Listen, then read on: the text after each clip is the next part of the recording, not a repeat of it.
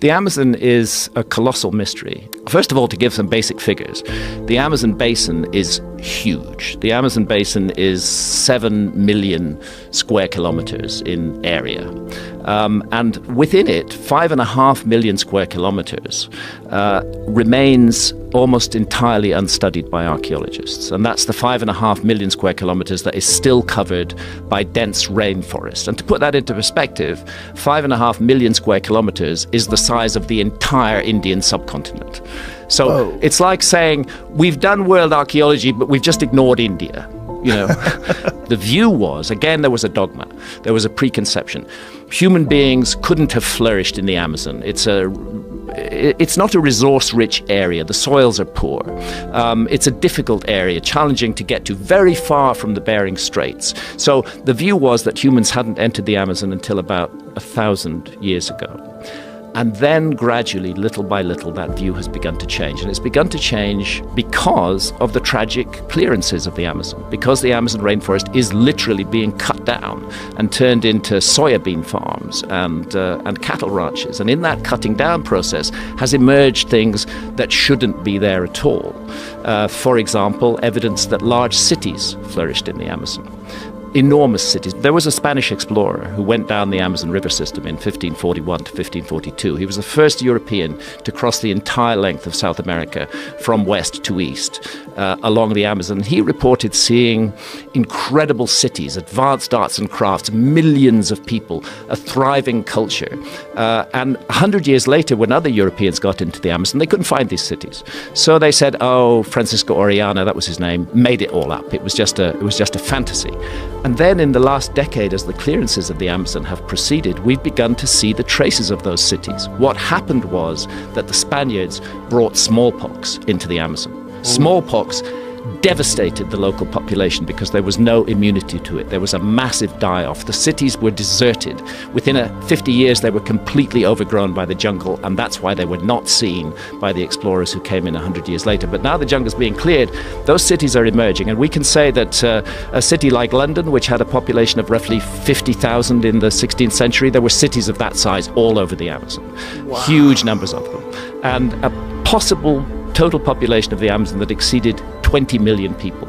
What? Yes, 20 million. And then you ask yourself, how did they do that? How did they feed 20 million people in the Amazon? Because it's a fact, rainforest soils are poor. It's one of the reasons these soybean farms are a really stupid idea, because once you clear the rainforest, the land is largely unfertile and you can't grow stuff on it for very long. So how did they feed all these people? The answer was they invented a soil. It's called terra preta. Archaeologists refer to it as Amazonian dark earths or Amazonian black earth. It's a man-made soil. It's thousands of years old. It's full of microbes that are not found in adjoining soil. It's based around biochar. And you can take a handful of 8,000-year-old terra preta and you can add it to barren soil, and that soil will instantly become fertile. It's highly sought after in the Amazon, and it explains how they fed these people. There was science in the Amazon. How did they create this? Well, this is something that's not understood. It's still not understood by soil experts to this day as to how that was done. One way that it was achieved was to do wet burning of middens. They would be burned and smolder. They wouldn't burn fiercely, which just produces charcoal. They would burn and smolder, and that what is called biochar would result, and that's part of the fertility of the soil. But the mystery is the microbial content of this soil, which is completely different from the microbes in neighboring soils, and that remains unexplained. Secondly, new evidence previously not recognized. The Amazon is basically a garden. The Amazon is a man-made rainforest. There are certain trees like Brazil nut trees or the ice cream bean tree, which are food crops, which are very, very valuable, and they dominate the tree regime in the Amazon. They're what's referred to as hyperdominant species. In other words, people living in the Amazon over thousands of years selected certain trees, which they then cultivated and grew. So the whole thing is not simply a wild, pristine rainforest. It's a very ancient man-made environment. And emerging from that man-made environment, as well as evidence of large cities, large populations, and this mysterious dark earth, are huge geometrical structures. We have in the UK structures that are called henges. And what a henge is a ditch which has been dug deep, and then an embankment has been pushed up outside the ditch. When people first saw these structures, they wondered if they'd been built for defence. But then it became obvious they hadn't been built for defence, because if you want to create a moat, you put it outside your embankment, not inside your embankment. So a henge is an earthwork which consists of a deep moat with a large embankment outside it, and it can be circular, it can be square, and in the UK and other parts of Europe it often contains stone circles, megalithic stone circles as well, but the henge itself is entirely an earthwork. What we find in the Amazon are thousands of henges that are now beginning to emerge from the cleared area of the jungle, and others that have been identified for the first time with LiDAR. LiDAR technology is being employed in the Amazon. It's non-destructive. You can see what's under the trees. What is LiDAR?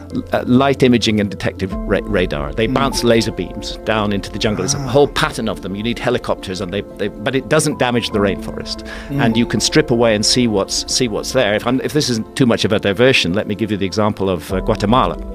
Guatemala is a small country. If I remember correctly, it's not much more than 100,000 square kilometers in size. It is filled with intriguing Mayan ruins. Everybody has heard of Tikal. What archaeologists didn't know was that literally within walking distance of Tikal, surrounding that whole area, were more than 60,000 structures that they hadn't identified. And these have all been identified by LiDAR in a country that's just 100,000 kilometers in area. So you have to ask yourself, in that 5.5 million square kilometers of the Amazon, if LiDAR technology could be applied comprehensively, what would we find beneath there?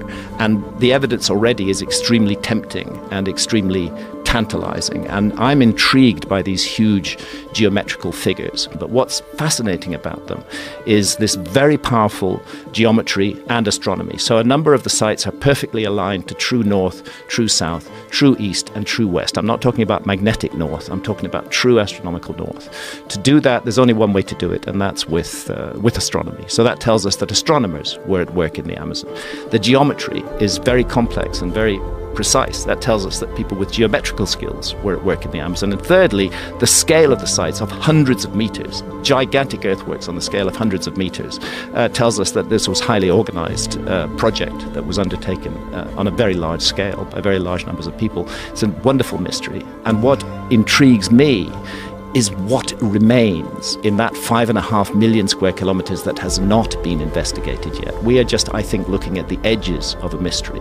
The archaeologists involved, who are mainly from Finland and also from Brazil, feel the same. Their estimate is that there are thousands of these structures remaining in the jungle, and they're open as to how old they may ultimately prove to be. They go back, in the cases of the ones that have been explored so far, at least 3,000 years. This is an intriguing development, completely unexplained in our understanding of the Amazon. And what it suggests is a heritage of extremely ancient knowledge. You don't wake up one morning and, create a perfectly geometrical square or circular earthwork that's perfectly aligned to true north, south, east, and west on an enormous scale. There has to be a background to that. There has to be a reason for doing it. And the evidence is none of these sites were lived in. There's no habitation refuse found in them whatsoever. We don't know what they were used for. I make the case in America before that they're connected to a system of ideas which is found all around the world, which is to do with death and the afterlife destiny of the soul.